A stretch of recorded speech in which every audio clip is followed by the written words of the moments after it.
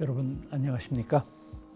이번 시간에는 서가모니 부처님의 가르침이라고 하는 주제로 말씀드리겠습니다.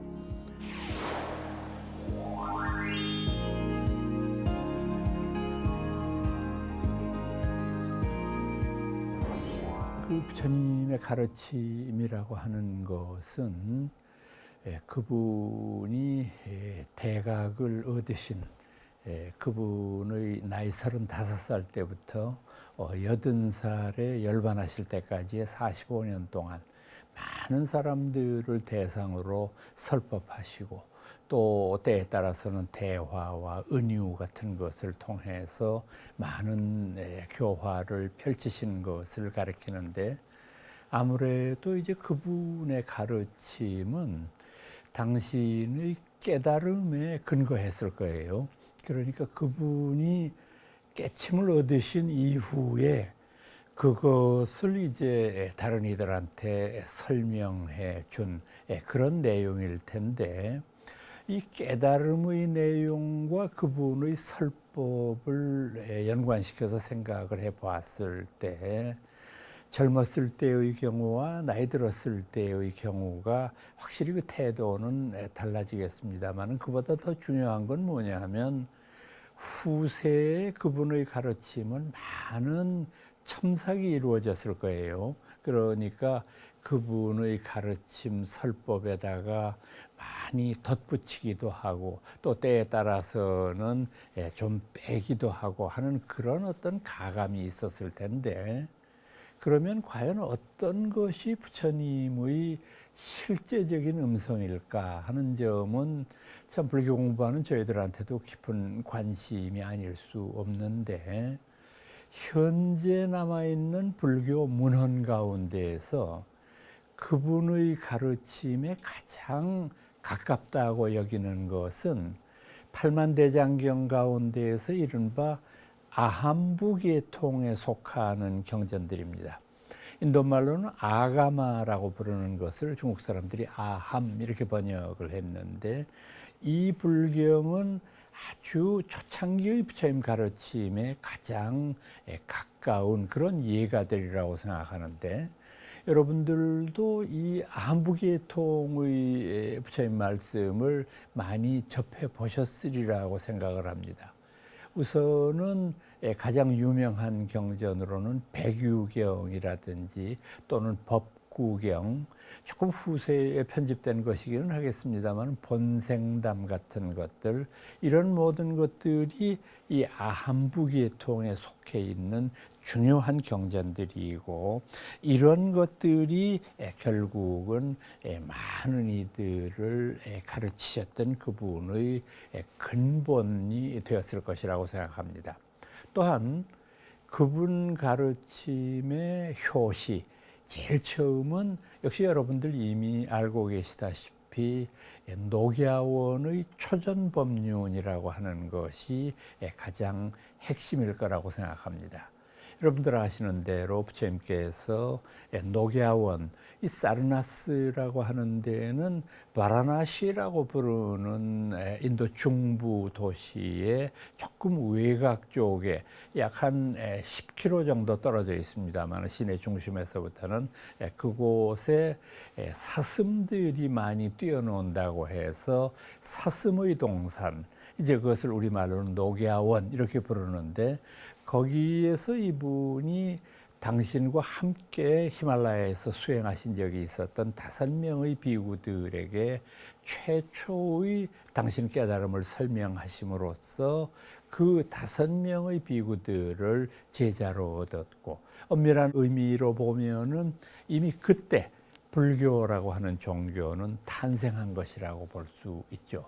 그러니까 교조이신 부처님이 계셨고, 또 그분의 가르침이 이 녹야원에서 처음 설법이 되었고, 또 그분의 가르침을 듣고 귀한 5명의 제자가 처음 생겼기 때문에 불법성의 3보가 갖추어진 최초의 불교교단이라고 볼 수 있는데, 자, 그러면은 이 녹야원의 설법에서 그분이 뭘 말씀하셨을까? 저희들이 대체적으로 공감하는 것은 그분의 첫 번째 깨침의 목소리는 우리가 흔히 사제팔정도라고 부르는 그 가르침이었을 것으로 짐작을 하고 있습니다. 사제, 여기 제자는 한문 글자로는 상당히 어려운 글자이기는 하지만 인도말로는 원래 사띠아라고 하는 말입니다. 사띠아라고 하는 말 자체는 변하지 않는 항구적인 진리를 가리키는 말이기 때문에 사성제 그러면은 네 가지의 변함없는 진리. 아마 이제 이것이 그분이 최초로 우리들한테 설법한 내용일 것이라고 보는데 그 네 가지는 고, 집, 멸, 도 이 네 가지를 가리킵니다. 고라고 하는 것은 고통에 관한 진리. 그리고 집이라고 하는 것은 그 고통의 원인에 대한 가르침. 세 번째의 멸이라고 하는 것은 고통을 온전히 소멸시킨, 그러니까 완벽한 평화와 이제 그 열반의 세계를 뜻하는 말이고, 또 도라고 하는 것은 마찬가지로 그와 같은 열반에 이르기 위한 길, 이렇게 해서 그것을 흔히 우리가 팔정도라고 설명을 하는데, 여기에서 네 가지의 가르침이지만 고와 집이 쌍을 이루고 있는 걸 볼 수 있습니다. 그러니까 집이라고 하는 것을 원인으로 해서 고라고 하는 현실이 우리들 앞에 펼쳐지는 것, 이것은 결과적으로 여러분들과 제가 살고 있는 이 현상 세계의 질서를 가리키는 표현이라고 볼 수 있고요. 멸도라고 하는 것은 멸에 이르기 위해서 8가지의 바른 길을 닦아야 된다라고 하는 그런 표현은 우리 불교에서 가장 이상적인 세계로 보는 열반의 세계를 가리키는 말입니다. 그러니까 현상 세계와 열반 세계를 고집, 멸도 이렇게 이제 나누어서 설명을 하신 건데, 여기에서 이제 우선 괴로움에 관한 진리부터 하나하나 따져볼까요? 이 고통이라고 하는 그 인도말의 표현은 누카라고 하는 말을 옮겨서 쓴 것인데, 말 그대로 괴로움에 관한 진리죠. 부처님께서는 여러 가지의 고통에 대한 설명이 있었지만은 초기 불교에서는 8가지로 말씀하신 경우가 많습니다. 8가지 가운데 제일 앞에 나오는 4가지는 뭐 우리가 다 아는 것입니다. 생로병사, 그 4가지죠. 태어나는 것 괴로움이다. 늙는 것 괴로움이요. 병드는 것 괴로움이다. 죽을 수밖에 없는 것 역시 괴로움이다. 그래서 생로병사가 전부 우리들 중생의 삶에 들이우는 어두운 그림자이다. 그리고 5번째는 무슨 말씀을 하셨느냐 하면 애별리, 사랑하면서도 헤어지지 않으면 안 되는 것, 고통스러운 일이다. 6번째의 경우는 오히려 그 반대의 경우가 되겠습니다만은 많은 원한이나 또는 미워하는 사람들, 이런 사람들과 만나지 않으면 안 되는 것, 원증회고, 이거를 6번째로 말씀하셨고, 7번째는 구불취, 구 하나 얻어지지 않는 것 역시 괴로움이다. 8번째 마지막이 오온성이라고 하는 건데, 이 말은 조금 그 윤색이 필요합니다. 직역을 하면은 오온성이니까 오온이 아주 불길처럼 일어나는 것에 따르는 고통, 이렇게 되니까 얼핏 머릿속으로 짐작이 안 가는데요. 오온이라고 하는 것은 반야심경에서도 말씀하셨던 색수상행식, 이 5가지를 오온이라고 합니다. 이 색수상행식이라고 하는 오온은 인간이라고 하는 개체를 구성하고 있는 5가지의 요소라는 뜻이 됩니다.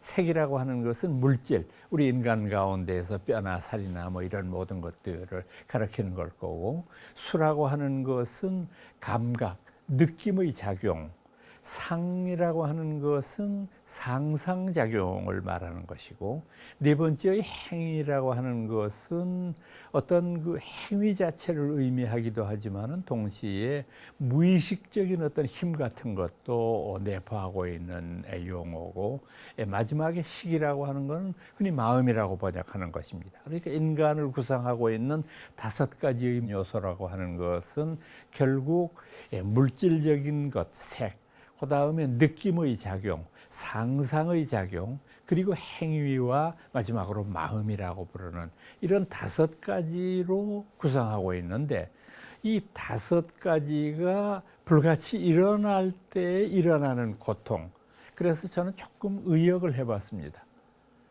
번뇌의 숲을 위에 뿌리박고 있는 이 몸이 존재하는 것 자체가 괴로움이다. 그래서 온성, 이제 이렇게 표현을 하는데, 사실 이 고통에 관한 진리를 말씀드릴 때 혹시라도 불자들께서 이 불교가 이 고통을 너무 강조하는 것 아닌가. 그러니까 물론 당신 말을 다 이해는 한다. 삶이 고통이라고 하는 것도 충분히 인식하고, 그런데 사람이 살다가 보면은 고통도 있지만은 즐거운 일도 있지 않은가. 우리가 결혼을 해서 아이를 갖는다든지, 또는 직장 생활을 오래 하다가 승진을 한다든지, 이 얼마나 좋은 일이에요. 근데 그런 좋은 일은 애써 외면하고 고통스러운 면만 자꾸 강조하느냐. 불교가 그 괴로움의 진리를 말할 때 말씀하는 논리는 2가지입니다. 왜 불교에서 괴로움을 강조하느냐? 첫 번째의 이유는 뭐냐 하면, 이 세상의 모든 즐거움의 종말은 괴로움입니다. 그러니까 그 즐거움의 마지막은 고통으로 끝나는 것이기 때문에 어떤 경우라고 할지라도 괴로움이라고 하는 것을 강조할 수밖에 없다. 이런 논리가 되고, 2번째는요. 우리가 사는 이 삶에서 즐거움만 계속되면 그게 괴로워요. 그러니까 왜 나는 괴롭지도 않고 밤낮 즐거운 일만 있느냐 하는 것이 고통이 되니까, 어떤 경우건 간에 삶을 지배하고 있는 것은 괴로움이라고 보는 거죠. 그래서 이제 이 점에서도 간혹 가다가 이제 불교를 비방하는 이들이 불교가 염세적인 경향을 가지고 있다, 이런 식으로 아주 잘못된 표현을 하는데, 지금 이 괴로움에 관한 진리는 염세가 아니고 우리들이 사는 인생의 가장 중요한 부분을 직시한 것입니다. 그렇기 때문에 이것은 고통이냐 무슨 아니냐 하는 문제를 강조한다고 해서 이게 염세주의로 몰아가는 것은 매우 잘못된 표현이라는 거죠. 만약에 불교가 끝까지 고통만 강조했다면 혹시 그런 비난을 들을 법도 합니다. 그러나 불교는 고통을 말씀하고 그 다음에는 어떻게 하면 그 고통에서 벗어나서 어떻게 하면 참다운 행복을 누리느냐 하는 걸 말씀했는데, 이걸 가지고 염세주의로 생각하는 것은 매우 잘못된 판단이라고 저는 생각을 합니다. 서양에서도 이제 불교 공부를 많이 했던 불교 학자들은 굉장히 이 고통에 관한 진리 같은 것을 많이 다른 그 각도에서 표현을 한 적이 있는데, 염세주의 철학자라고 흔히 알려져 있는 실존 철학의 태두였던 쇼펜하우어 같은 사람은 아주 이 부분을 시니컬하게 표현을 하죠. 그분은 뭐라고 그랬느냐 하면은, 아무도 이 세상에서 행복한 사람은 없다. 만약에 행복한 사람이 있다고 한다면 그는 술에 취했거나 미쳤거나 둘 중에 하나다. 상당히 이제 시니컬하기는 하지만은 충분히 납득이 가는 표현 아닙니까? 또 고대의 그 히랍의 자연주의 철학자 가운데 키케로라고 하는 사람이 있었거든요. 그분도 상당히 고통에 대한 것을 절감했던 학자였던 것 같아요. 키케로는 이런 말을 한 적이 있습니다. 우리가 이 세상에 태어난 것 자체가 피할 수 없는 고통이다. 그러면 어떻게 하면 우리가 살면서 이 고통을 피할 수 있을까? 오직 한 가지. 하루빨리 대지의 어머니 숲으로 되돌아가는 일이다. 그러니까 얼마나 이제 그 고통이라고 하는 것을 직시했는가라고 하는 서양 철학자들의 단면을 저희들이 볼 수 있는 것인데, 이제 이와 같은 그 고통이라고 하는 것이 우리의 현상 세계 속에 가장 지배적인 구조다. 그런데 집이라고 하는 건 제가 조금 전에 말씀드렸듯이 고통의 원인이거든요. 왜 고통스러우냐? 근데 부처님은 거기에 관해서 세 가지를 말씀하셨어요. 탐진치, 흔히 이것을 불교에서 삼독심, 이제 세 가지의 그릇된 마음이라는 뜻에서 그런 말을 하는데, 탐이라고 하는 것은 탐내는 겁니다. 분수에 넘치는 것을 갖고자 하는 것. 그리고 다른 이가 이제 잘 되는 것을 참지 못하는 그런 어떤 탐욕스러운 마음이 우리들 인간의 내면 속에 내재되어 있기 때문이다. 지는요, 성낼 진자예요. 성내는 것. 참 그 사람의 여러 가지 폐악이 있습니다만은 그 중에서 제일 먼저로 꼽아야 되는 것은 성냄의 작용일 것이라고 생각을 합니다. 이 성냄이라고 하는 것은 순간의 어떤 여러 가지 침이 있는 분노를 참지 못해서 엄청난 결과를 유발할 수밖에 없는, 그래서 조금이라도 도를 이루고자 하는 마음을 갖고 있다거나 또는 불교적인 그런 양심의 마음을 키우려고 생각하는 사람이 있다면 반드시 고통과 분노를 자제할 줄 아는 그런 힘도 키워야 되는 건데, 불행하게도 성냄이라고 하는 것이 굉장히 우리들을 고통으로 모으는 원인이 된다. 세 번째 마지막이 어리석음입니다. 어리석을 치자를 썼는데, 한 가지 불교에서 재미있게 느껴지는 것은 뭐냐 하면, 탐내고 성내고 어리석은 이 삼독심 가운데에서도 제일 문제가 되는 게 어리석음이라는 거예요. 이 치라고 하는 것이 원인이 되어서 탐내고 성내는 그런 작용들이 생기게 된다고 보는 건데, 자, 그러면은 이 어리석음이라고 하는 것을 이해하는 우리의 일반적인 태도와 불교 입장이 조금 다른 것 같이 느껴지지 않습니까? 왜 우리는 흔히 어떤 사람이 죄를 저질렀을 때도 알고 저지른 죄가 훨씬 더 무겁죠. 그리고 모르고 저지르는 것은 우리가 그냥 조금 눈 감아줄 수도 있는 그런 것 아니냐라고 생각하는 것 같은데, 불교의 논리는 정반대예요. 알고 저지른 죄보다 모르고 저지르는 죄가 더 심대하고 크다, 이런 논리가 되는데, 부처님은 이것에 관해서 이런 설명을 하신 적이 있어요. 예를 들어서 말한다고 하면은, 여기 벌겋게 달구어진 쇠가 있다고 가정을 하자. 이걸 알고 붙잡았을 때와 모르고 붙잡았을 때 어느 때가 더 많이 뒤겠는가?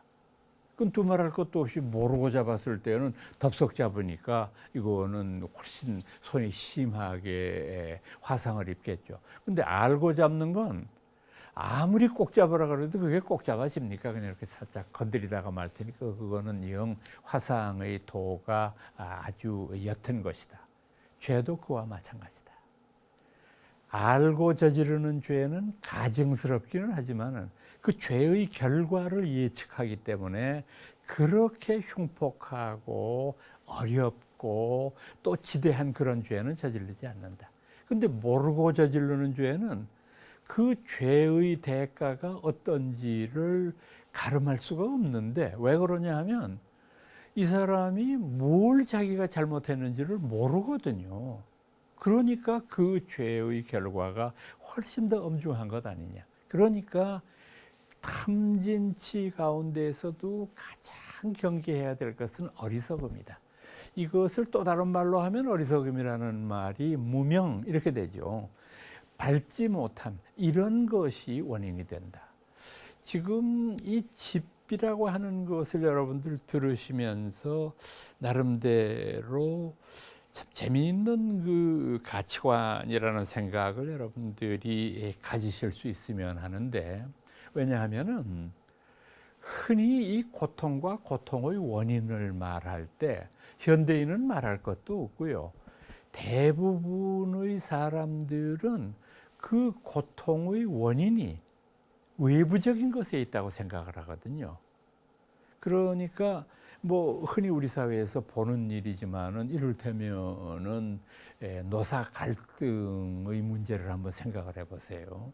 노측과 사측이 첨예하게 대립을 할 때 먼저 노측의 입장을 들어보면 왜 당신이 지금 고통스럽고 왜 당신이 지금 이렇게 데모를 할 수밖에 없습니까? 그러면 그분들의 대답은 한결같이 사측이 잘못하기 때문에 나는 괴롭다는 거예요. 우리는 정말 뼈 빠지게, 우리는 정말로 온 몸을 바쳐서 열심히 일하는데 그것을 대가로 해서 담보로 해서 얻은 이득을 우리에게 균등하게 나눠주기는커녕 자기들이 독식을 해. 그러니까 괴로운 거야. 왜 우리는 우리의 정당한 평가를 받지 못하느냐라고 하는 그걸 내세웁니다. 반면에 사측의 입장을 한번 들어보세요. 사측은 전부가 다 노측의 잘못이라는 주장을 해요. 회사라는 것은 이윤을 남겨야 돼요. 이윤을 남겨야 나눠주든지 말든지 할 것 아니겠습니까? 근데 지금 정말로 경제 상황이 너무 어려워요. 우리가 지금 노동시간의 문제라든지 또는 임금의 격상 문제라든지 그 모든 것 때문에 정말 회사가 어려운 지경인데, 아니 노측은 계속해서 월급을 올려달라는 거예요. 이게 어떻게 우리가 감당할 수 있느냐. 그러니까 우리는 폐업을 하는 한이 있어도 절대 당신들의 주장을 따를 수 없다. 즉 노와 사는 서로 주장이 뭐냐 하면 괴로운 건 똑같은데 상대방 때문에 괴롭다는 거 아닙니까? 이야기를 우리 집안 안으로 돌려봐도 결론은 마찬가지예요. 자, 집안에 흔한 여러 가지 갈등이 있습니다만은 아무래도 고부 간의 갈등이 아닌가 싶어요.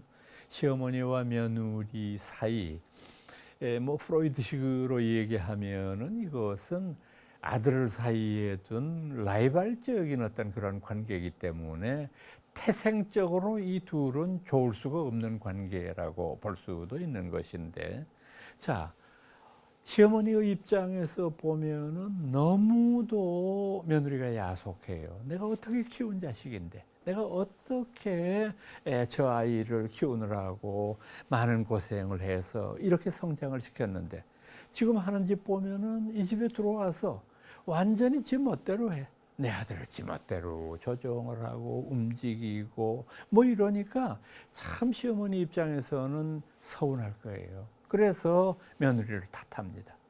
반면 며느리 입장은 정반대입니다. 아니 도대체 지금 시대가 어느 시대인데 아들이 자기 소유물도 아닌데 아들을 자기 마음대로 하려고 하고, 오히려 내가 뭐 이렇게 집안일에 관여하는 것을 교만하고 건방지다고 생각하니, 도대체 이와 같은 질서가 지금이 조선시대 때도 아닌데 언제까지 계속해야 되느냐, 이렇게 반감을 합니다. 즉 고부는 서로가 서로를 향해서 그대 때문에 괴롭다라고 하는 생각을 갖는 것 아니에요. 그런데 불교는 지금 무슨 얘기를 합니까? 탐진치라는 것은 외부적인 작용이 아니잖아요. 우리들 내면의 작용이잖아요. 우리들 내면의 잘못된 작용 때문에 고통스럽다라고 하는 거거든요. 참 놀라운 그 발견이라고 볼 수도 있고, 아마 그런 면에서 불교는 영원한 어떤 휴머니즘, 인간이 가지고 있는 근원적인 그런 그 인성의 아름다움에 대한 것을 표현하는 그런 종교일 수 있을 거예요. 자, 그러면 이제 이상적인 세계라고 부르는 멸도에 대한 설명을 드려볼게요. 세 번째 멸이라고 하는 것은 니르바나라고 부르는 인도말을 옮겨 쓴 것입니다. 옮겨 쓴 것이라기보다는 음역이죠. 니르바나라는 말의 뜻이 복잡하니까 그냥 나는 대로 중국 사람들 귀에는 니르바나, 멸반 이렇게 들었나 보죠. 그러니까 그냥 그런 식으로 번역을 해버렸는데 원래 이 니르바나가 담고 있는 뜻은 뭐냐 하면 촛불을 불어서 끈다 이런 의미가 있어요. 원래는 촛불 같은 것을 후 하고 불어서 끄는 것. 그러니까 상징하는 바는 뭐냐 하면은 조금 전에 말씀드렸던 탐진치라고 부르는 것을 불어서 끔으로 말미암아 우리들 마음이 온전한 평온의 경지를 항구적으로 유지할 수 있는 그게 열반이라고 봤던 거죠. 그렇기 때문에 열반이라고 하는 것은 앞서 말씀드렸던 탐진치의 소멸이라고 볼 수 있어요. 이 탐내고 성내고 어리석은 작용들을 그만두는 것, 그것이 바로 부처님께서 말씀하셨던 멸의 참뜻이었을 거예요. 그러면 열반을 얻게 되는 길은 뭐냐? 열반을 얻게 되는 길을 걸으는 8정도라고 말씀했어요. 8정도. 8가지의 올바른 길이라고 하는 그런 표현이 되죠. 8가지의 올바른 길의 첫 번째는 정견, 올바른 견해. 두 번째가 정사, 올바른 생각. 이 올바른 견해나 올바른 생각, 정견 정사가 이제 가장 우리들이 사는 데 있어서 소중한 가치 덕목이라고 하는 것을 강조했고, 그 다음에 세 번째는 정어를 말씀했어요. 올바른 언어 생활에서 중요한 거. 네 번째가 정업입니다. 여러분들이 불교에서 말하는 업이라고 하는 개념을 잘 아시죠? 까르마라고 부르는 인도말인데 신구의 요 세 가지의 삼업이라고 부르는 겁니다. 사람이 살면서 많은 업장을 지을 수밖에 없는데 몸으로 짓는 것, 입으로 저지르는 잘못, 마음속으로 저지르는 것. 그래서 정견정사 정어 정업, 올바른 업을 닦아야 된다. 다섯 번째가 정명입니다. 이 목숨명자를 쓴 것은 무슨 의미냐 하면은 올바른 생활수단, 요즘 우리식으로 얘기하면 올바른 직업입니다. 올바른 직업을 가져야 된다. 그러니까 올바른 직업이라고 하는 우리 불교의 기준은 뭐냐 하면 모든 사람들은 경제활동을 하기 때문에 직업을 가지고 있는데 내가 지금 하는 일이 중생에게 이로움을 주는 일이냐? 그러면 그것은 좋은 직업입니다. 근데 내가 하는 직업이 중생에게 고통을 주고 괴로움을 유발하는 직업이냐? 그것은 해서는 안 되는 일입니다. 그래서 우리 불교에서 그 많은 직업이 몇 가지 있죠. 그래서 정명, 올바른 생활수단, 올바른 직업. 여섯 번째가 정정진입니다. 정정진이라고 하는 것은 노력이지 않습니까? 정진이라고 하는 거니까 올바른 노력. 조금 우스꽝스러울 수는 있겠지만은 사람이 노력하는 게 다 중요한 건 아니거든요. 도둑질하는 사람들도 사기꾼들도 얼마나 노력을 하는데요. 남을 속이기 위해서 밤새 고민하면서 어떻게 하든지 속여보려고 하는데 이런 그것은 올바른 노력이라고 보기가 어려운 것 아니에요. 일곱 번째가 정념이죠. 일곱 번째는. 그러니까 정념이라고 할 때 쓰는 이 생각념자는 기억이라고 하는 말입니다. 올바른 기억이라는 거고, 여덟 번째 마지막이 정정, 올바른 선정이죠. 이 선정이라고 하는 개념도요, 올바른 마음가짐이라고 저는 번역하면은 좋은 우리말 번역이라고 생각을 합니다. 사람이 앞서 말씀드렸던 탐진치의 노예가 되기보다는 이런 올바른 마음가짐을 갖는 일이 필요하다. 이제 후대에서의 일이기는 합니다만은 이 8정도를 개정해의 3학으로 요약하는 경우들이 많이 있어요. 그럼 왜 그러냐 하면은 집에서 설명된 탐진치가 세 가지였기 때문에 그 세 가지를 계산하기 위한 방편으로 8정도를 축약해서 이것을 계정회의 3학으로 압축을 한 거죠. 계라고 하는 것은 윤리적인 삶을 가리키는 말이고요. 정이라는 건 조금 전에 말씀드렸던 올바른 마음가짐. 희라고 하는 것은 이제 후대의 반야라고 하는 말로 표현되기도 하지만은 올바른 지혜라고 설명하기도 하고요. 그래서 이제 이와 같은 형태의 계정회의 3학을 가지고 멸이라고 하는 지고지순의 경지가 얻어진다. 이렇게 이제 부처님이 설명하셨습니다. 이제 이 초기 법을 설한 이후에 다음의 많은 부처님 설법 가운데 가장 또 중요한 설법의 내용 가운데 하나는 뭐냐 하면은 연기의 이론이라고 하는 겁니다. 연기라고 하는 말은요,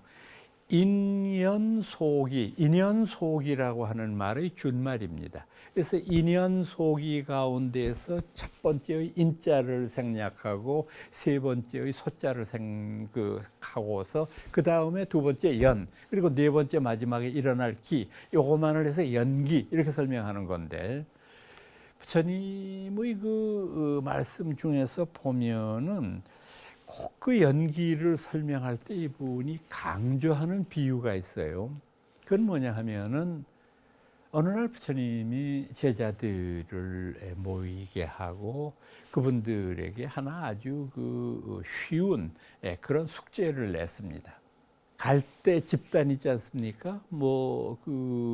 갈대는 옛날에는 쓰레기를 치우는 그런 용도로도 썼을 거고, 또는 그냥 화병에 꺾어서 이제 장식하는 그런 용어로도 쓰여졌을 텐데, 두 묶음의 갈대 집단을 앞에 갖다 놓게 하셨어요. 그 다음에 이 갈대 집단이 넘어지지 않도록 세워보라 그랬어요. 그러니까 많은 사람들이 간단하잖아요. 세우려면 서로 이렇게 엇비슷하게 기대어 놓으면은 서 있잖아요. 넘어지지 않고. 그 다음에 이걸 한번 넘어뜨려 보자. 넘어뜨리는 거는 둘 다를 애써 넘어뜨릴 필요도 없고, 그 얼기설기 서 있는 두 묶음 중에 한 묶음을 넘어뜨리면 나머지 하나는 그냥 저절로 쓰러지게 되잖아요. 그때 부처님이 개송으로 누구든지 이해하기 쉬운 아름다운 말씀을 하셨습니다. 이것으로 말미암아 저것이 있고, 저것으로 말미암아 이것이 있다. 이것이 없으면 저것이 없고, 저것이 없으면 이것도 없도다. 어떻습니까? 생각해 보시면 이 갈대 묶음의 집단에서 보고 있는 것과 마찬가지로 연기라고 하는 이 표현은 결국은 우리 불교가 상대주의적인 가치관을 가지고 있는 것이라고 볼 수 있어요. 그러니까 이 세상에 절대적으로 있는 것은 아무것도 있을 수가 없고, 모든 것은 서로와 서로의 관련 속에서만 존재할 수 있다. 그 서로와 서로가 관련을 맺는 것을 인연속이라고 그랬어요. 우리가 흔히 옷깃을 스쳐도 인연이다 이런 이야기들 많이 하지 않습니까? 근데 조금 훈구학적으로 그 용어를 따져보면은요, 인이라는 것은 직접적인 원인입니다. 직접적인 원인. 지금 여러분들이 저희 BBS TV를 키셨다, 지금 듣고 계신다, 이게 전부 직접적인 겁니다. 근데 이건 뭐냐 하면 간접적인 원인이에요. 오늘 제가 혹시 다른 일이 있었으면은 이 프로그램을 볼 수 없었을 거예요. 그런데 오늘 다른 간접적인 어떤 원인에 의해서 내가 이걸 우연하게라도 볼 수 있었다. 이건 간접적인 거예요. 그러니까 이 세상에 살고 있는 모든 생명들은 인과 연의 결합에 의해서 나라고 부르는 합성체의 인격을 탄생시켰습니다. 그리고 이 모든 것들은 또 다른 것과의 관련 속에서 생성하고 소멸한다, 이렇게 보는 겁니다.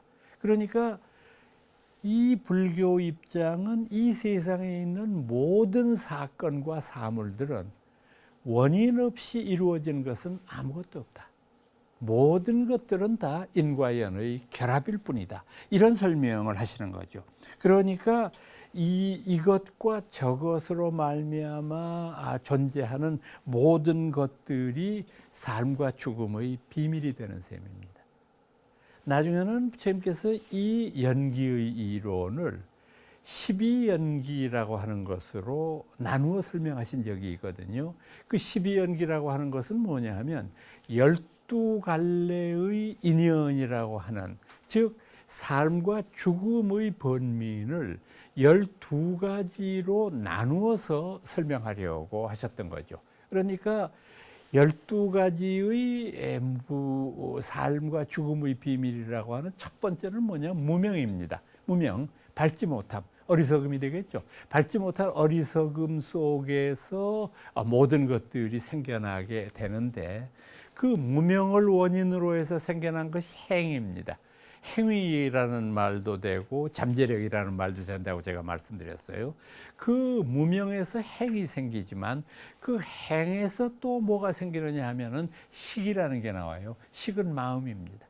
이 행위를 통해서 식, 어떤 마음이라고 하는 것이 생기게 된다. 그렇게 해서 이 무명, 행식, 명색, 유깁, 촉수, 애, 취, 유, 생, 노사, 이제 이런 그 모든 과정을 겪은 제일 마지막 단계가 뭐냐면 노사예요. 늙어 죽음입니다.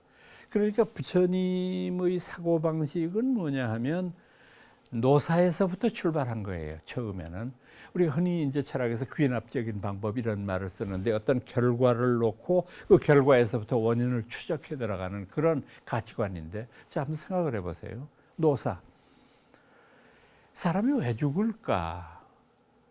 그냥 일반적으로 저희가 생각해 보면은 사람은 전부 늙어서 죽는데, 늙는다는 개념은 뭐냐면 우리를 구성하고 있는 여러 가지의 세포들이 기능을 다하기 때문에 결국은 더 움직일 수 없게 돼서 죽는 것 아닐까.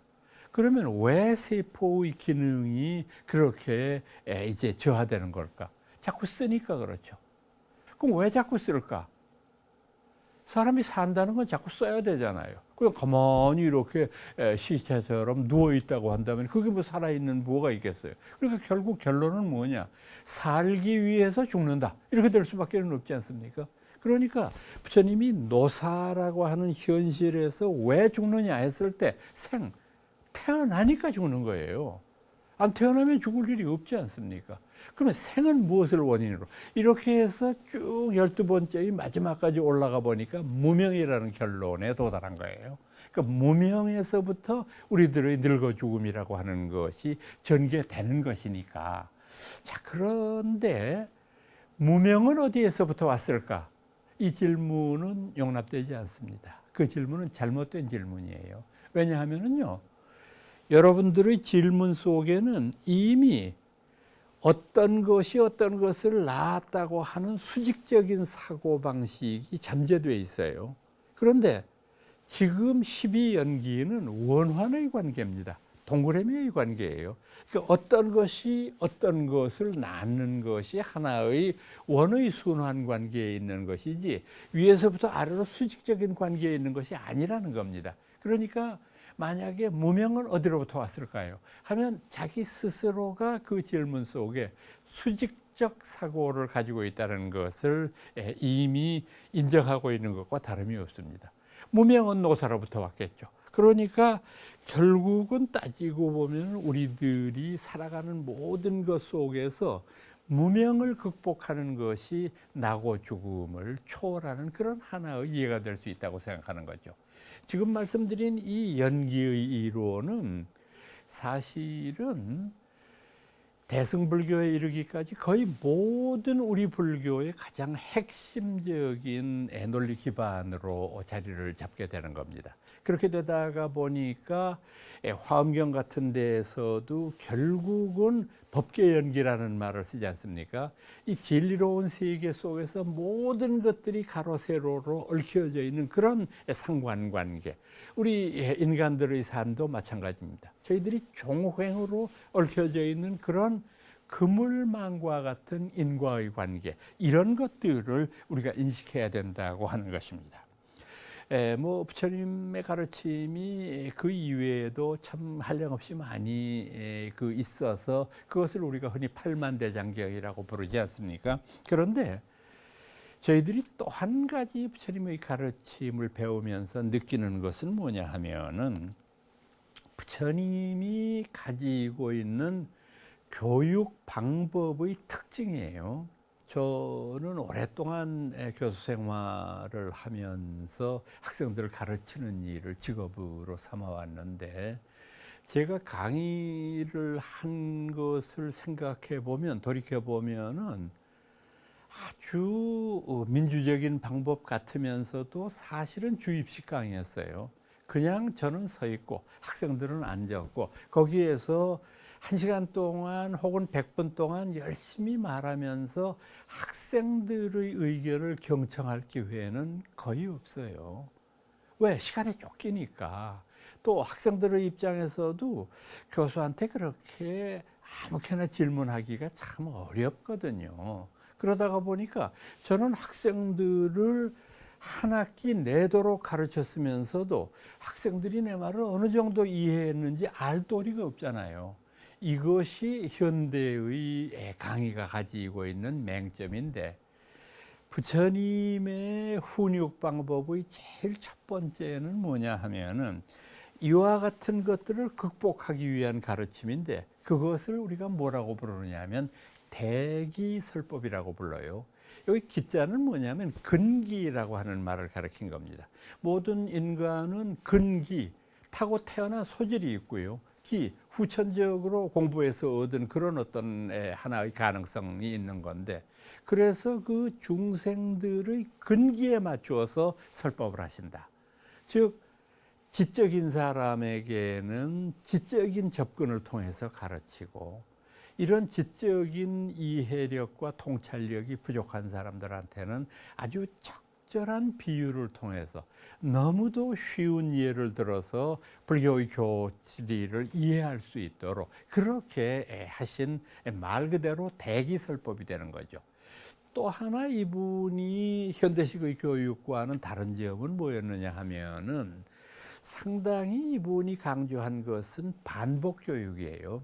반복 교육이라는 것은 똑같은 말씀이지만 조금 뉘앙스를 달리해서 같은 내용을 또다시 설명하는 그런 테크닉인데, 여러분들은 이제 경전을 이렇게 보시다가 보면 한 가지 눈에 띄는 게 있어요. 그건 뭐냐 하면은, 제일 첫머리는 그때 부처님이 어디 계실 때라고 하는 그런 표현입니다.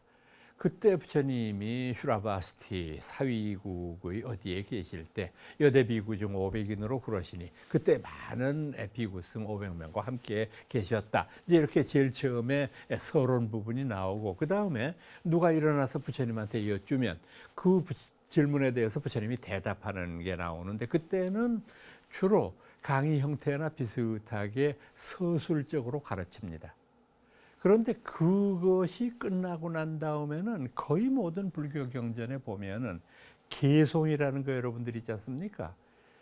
지금까지 말씀한 것을 압축해서 하나의 노래 같은 것으로 표현을 합니다. 이 개송이라는 인도말은 원어가 기타입니다. 바가바티 기타 할 때 쓰는 그 기타라고 하는 표현인데, 이 개송은 굉장히 짤막하면서도 운율에 맞추어서 그것을 많은 사람들의 이해하는 데 있어서 굉장히 편안한 방법으로 사용하셨던 거죠. 그래서 여러분들 좋아하시는 금강경 사구계 같은 것도 생각을 해보시면 서론적으로 설명한 것보다 얼마나 개송이 이해하기가 쉽고 외우기가 쉽습니다. 약이 새겨 낳거나 이 음성 구하자는 시인행 사돈이 불능견 열애니라. 약견 재상이 비상이면 즉견 열애니라. 응무소주하여 이생기심하라. 마땅히 머무는 바 없이 그 마음을 내어라. 그렇게 이 모든 것들이 전부 선명하게 우리들한테 이해가 되고 있지 않습니까? 그러니까 이것이 반복 교육이라고 보는 거죠. 저는 혼자 생각에 부처님이 설법하시고 난 다음에 개송을 말씀하셨을 때에는 노래를 불렀으리라고 생각합니다. 그러니까 여태까지 쭉 저처럼 이렇게 서술하는 형식으로 잔잔하게 말씀을 하다가 개송을 부를 때에는 노래를 불렀을 거라고 생각합니다. 결국은 이 불렀던 그분의 노래를 조금 현존화시켜서 표현한 것이 우리가 흔히 이야기하는 범패라는 게 되잖아요. 그러니까 범패가 될 때는 어떤 분명한 리듬이 있고 또 리듬과 더불어서 높낮이의 어떤 이제 그 액센트 주는 부분이 다 따로 있고, 그러니까 이것도 전부가 다 하나의 음악적인 형태로 우리들한테 불교를 교화시키려고 하는 그런 것이라고 볼 수 있죠. 또 한 가지 우리가 이 부처님 교화 방법 가운데 힘주어서 이해해야 될 것은 뭐냐 하면, 이분의 가르침은 상당히 논리적이에요. 아까 제가 사제팔정도를 말씀드릴 때에도 분명하게 말씀을 드렸지만은, 자, 한번 복습을 해보세요. 팔고라고 부르는 고통이 있다. 근데 그 고통이 생겨나게 된 원인은 뭐냐? 탐진치의 삼독심이었다. 자, 그 다음에 탐진치의 삼독심을 없앤 경지가 뭐냐? 열반이다. 그럼 열반을 얻게 되기 위한 8가지의 바른 길은 압축하면 어떻게 되느냐? 개정해의 사막이 된다. 즉 탐진치로 말미암아 고통의 현실이 있다고 한다면, 탐진치를 개정해로 바꾸었을 때 우리들 삶은 지극한 열반의 경지 속으로 몰입하는 것이다 라고 하는 것 아니겠어요? 그러니까 이런 이성적이고 논리적인 가르침, 아마 이런 것들이 초기 불교가 놀랄만한 발전을 얻게 된 원인이었으리라고 저희들이 생각하고 있습니다. 아무래도 대체적으로 봤을 때 종교라고 부르는 그런 그 가르침들 속에 보면은 제일 강조하는 것이 믿음만이에요. 이웃 종교에서도 늘 강조하는 것이 믿음인데, 우리 불교에서는 그런 믿음에 대한 것을 제일 앞에 내세우지를 않아요. 불교에서는 어떻게 설명하느냐 하면, 뭘 알아야 믿을 것 아니에요. 아무것도 모르는데 뭘 어떻게 믿어요? 아무것도 모르면서 믿는 믿음을 우리가 뭐라고 부르느냐? 맹신이라고 불러요. 그 다음에 그 많은 그 깨우침이라고 하는 것들, 그 아르마리라고 하는 것들을 우리가 제대로 인식해야 믿을 수 있는 거고, 그 다음에는 불교에서 하는 말은 믿으면 믿는 대로 실천하라는 겁니다. 바로 그게 초기 불교의 선언에서 부처님이 채택하셨던 가장 소중한 방법이었다고 생각합니다. 오늘은 여러분들께 사제팔정도와 연기를 중심으로 한 부처님의 가르침이라고 하는 주제를 말씀드렸습니다. 여러분 끝까지 경청해 주셔서 고맙습니다. 저는 다음 시간에 다시 뵙도록 하겠습니다. 여러분 안녕히 계십시오.